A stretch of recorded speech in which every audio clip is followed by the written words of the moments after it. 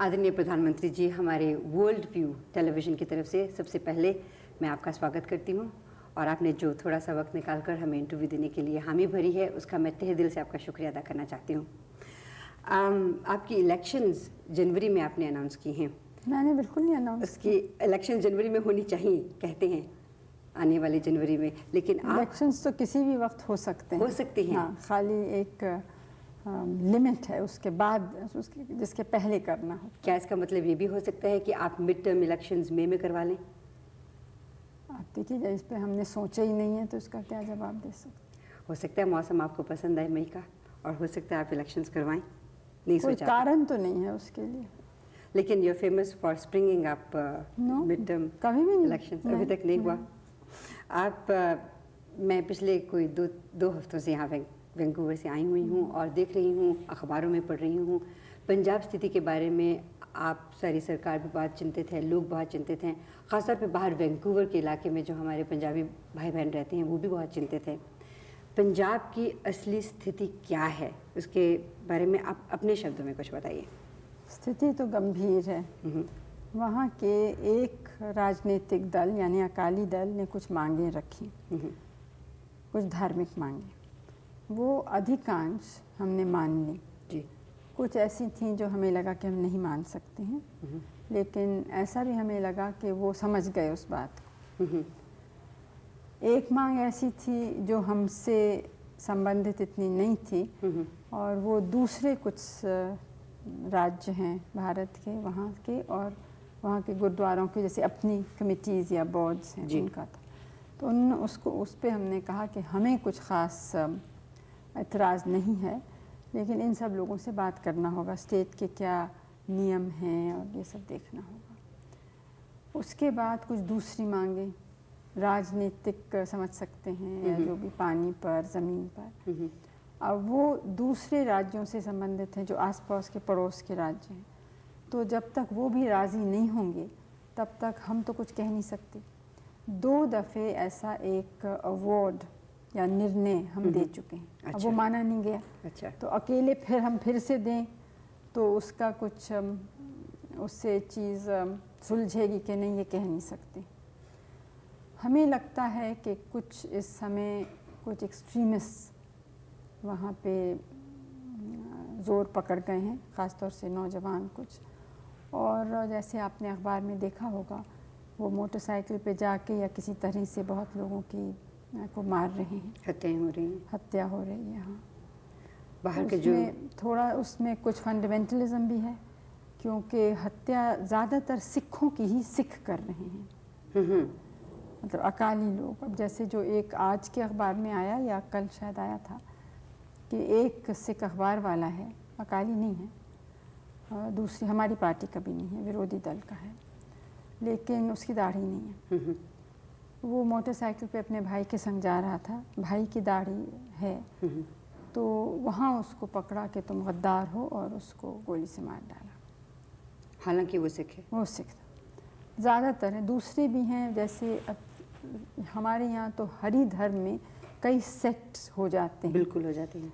तो अब निरंकारीज हैं कुछ, वो सिख तो पक्के हैं, लेकिन सिख होने के ऊपर वो उनकी ऐसी एक संस्था है जिसमें दूसरे लोग भी हैं, हिंदू, मुस्लिम, ईसाई, जो हर एक अपने धर्म का पालन करता है, लेकिन ये लोग संग मिलते हैं, आप उसको कह सकते हैं नेशनल इंटीग्रेशन की भावना से, या ये कि मिल के मेडिटेशन करते हैं, ऐसी प्रार्थनाएं करते हैं जिसमें सब जुड़ सकें।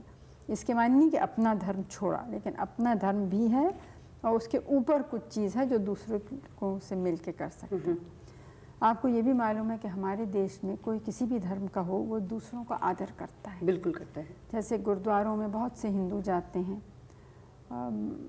मुस्लिम्स के दरगाह में भी हिंदू जाते हैं, मुस्लिम्स हिंदू मंदिरों में भी अक्सर जाते हैं। तो इससे काफ़ी इन चीज़ों में यहाँ पे एक उदारता सी है, और इस उदारता को देखते हुए हैरानी होती है कि क्यों इस तरह के हो रहे हैं। जहाँ इतना बड़ा देश है, इतनी बड़ी जनसंख्या है, वहाँ ये प्रश्न कभी कभी उठते हैं। हमारी तो यही आशा है कि जो ठीक सोचने वाले हैं और राष्ट्र हित सोचने वाले हैं, वो इसके ऊपर उठेंगे और किसी तरह से हम इसको सुलझा सकेंगे। बाहर रहने वाले जो भारतीय हैं, क्या आपके विचार में इसमें कुछ मदद कर सकते हैं? क्योंकि वो बहुत ज़्यादा एंक्शस हो जाते हैं, बहुत ज़्यादा अपसेट हो जाते हैं जब इस तरह की वो खबरें पढ़ते हैं, सुनते हैं, देखते हैं। उनका क्या योगदान हो सकता है? योगदान तो ये है कि तो अफवाहें नहीं मानी, क्योंकि वैंकूवर के बारे में मुझे नहीं मालूम, लेकिन लंदन से कुछ आए थे लोग, उनका इतनी गलत बातें फैलाई जा रही थी पंजाब के बारे में जी। और कि वो बहुत ही परेशान थे, लेकिन उन्होंने जब असलियत बताई और ये भी कहा कि आप में से आप अपने तरफ से किसी को भेज के देखिए, तो आए भी वो लोग कुछ, तो यहाँ उन्हें इत्मीनान हुआ और यहाँ से गए। क्योंकि ये बिल्कुल सच नहीं है कि सिखों के ख़िलाफ़ या अकालियों के भी ख़िलाफ़ कोई भी नाइंसाफ़ी है। ज़ाहिर है, बल्कि उसका उल्टा ही कह सकते हैं, क्योंकि वो औरों से कुछ ज़्यादा ही आगे बढ़े हैं अपने हिम्मत और योग्यता और क्षमता से, और ख़ास तौर से इसलिए कि वो मेहनत करने वाले लोग हैं। और आपने देखा है कि हमारे यहाँ ऊंचे ओहदे, छोटे ओहदे, हर जगह आप पाएंगे उन लोगों को, हर गांव में पाएंगे, हर प्रांत में पाएंगे। तो इसे ये बात कहनी बिल्कुल गलत है, लेकिन कुछ जो उनकी मांगे हैं, वो हमारा कहना ये है कि कोई भी मांग हो उस पर बातचीत हो, लेकिन मार काट या संविधान का अपमान करना या कोई ऐसी बात करना कि राष्ट्र के विरुद्ध में होती है, वो ठीक नहीं है। लेकिन अगर इस तरह से बातचीत लंबी होती चली गई तो ये मारकाट तो होती जाएगी। जिन लोगों को मारा जा रहा है वो तो बिल्कुल इनोसेंट है ना, वो बिल्कुल निर्दोष हैं, लेकिन बात लंबी क्या होगी, हम तो कुछ हद तक ही कर सकते हैं। ठीक है। तो इसलिए सबको सोचना है कि कितना हो सकता है, कितना नहीं। दूसरे लोग मुझसे नाराज़ हैं कि इतना क्यों मान लिया। हरियाणा में भी कुछ हुआ ना, तो उसका एक रिएक्शन हुआ ना, जो पंजाब में पहले हुआ था, उसका रिएक्शन अब उसको बड़ी मुश्किल से थामा है। तो इसे ये भी देखना है कि एक मांग मांगने से अगर और स्थिति बिगड़ती है तो किसी का लाभ नहीं होता है। आप जब दोबारा इलेक्शन के बाद आएंगे ऑफिस में, तो कौन से ऐसे कार्यक्रम हैं जिन पे आप ज़्यादा एम्फेसिस देंगी? अब देखिए, पहले तो जो चुनाव का क्या नतीजा होगा ये कोई पहले से कह नहीं सकता है।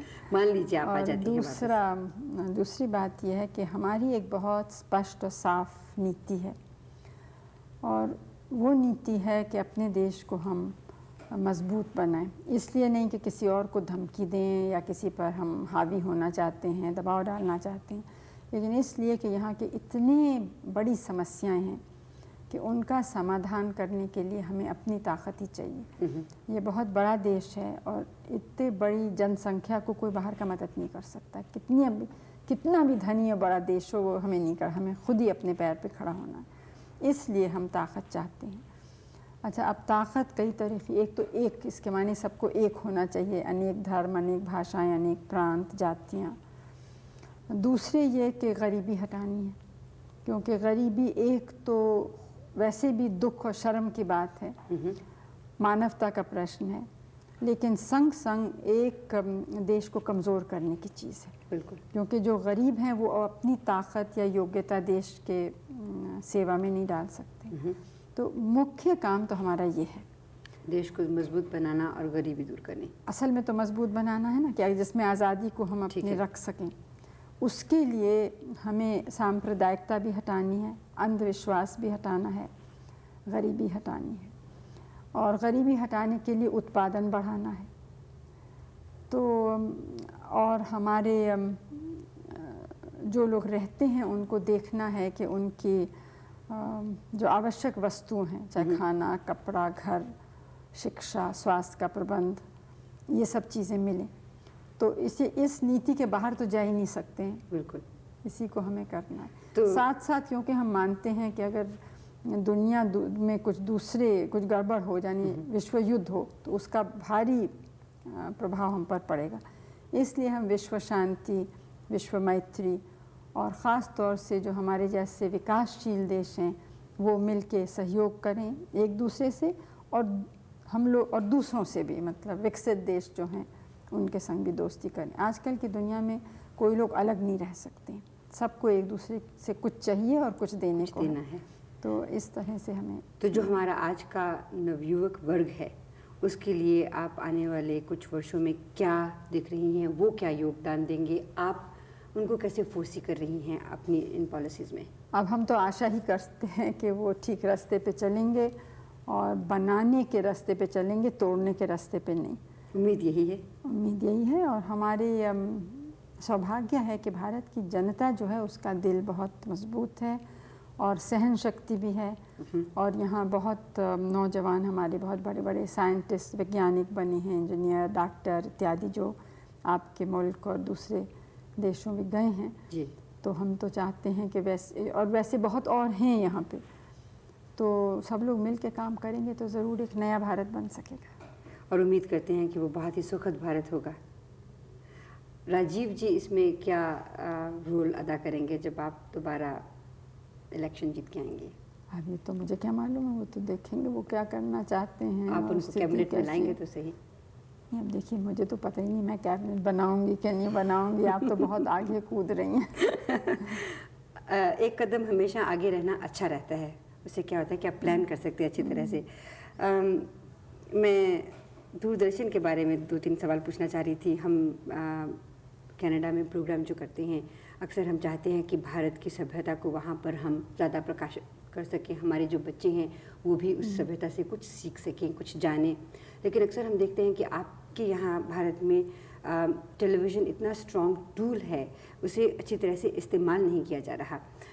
मैंने कल राष्ट्रपति जी के जो संवाद था उसमें सुना कि जो सैटेलाइट्स हैं उनके ज़रिए 70% लोगों तक प्रोग्राम पहुंचेंगे, लेकिन उन प्रोग्रामों का स्तर ऊंचा करना भी शायद उनके लिए बहुत ज़रूरी है, क्योंकि हम जब बाहर प्रोग्राम को देखते हैं तो कुछ इस तरह के प्रोग्राम नहीं लगते कि उन्हें लेके बाहर दिखाया जा सके।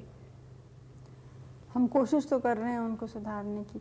हमारे लिए तो एक नई चीज़ है और है ज़रूर एक बहुत प्रभावशील जी, लेकिन उतना यहाँ इसका प्रभाव नहीं है जितने जैसे अमेरिका में है। क्योंकि अमेरिका में आप कोई भी प्रोग्राम देखिए उसमें हमेशा ये बात होगी वी अमेरिकन्स, वी कनेडियंस, इस तरह की कोई चीज़। हमारे यहाँ पे इस तरह के प्रोग्राम मैंने देखे नहीं अभी तक कोई भी।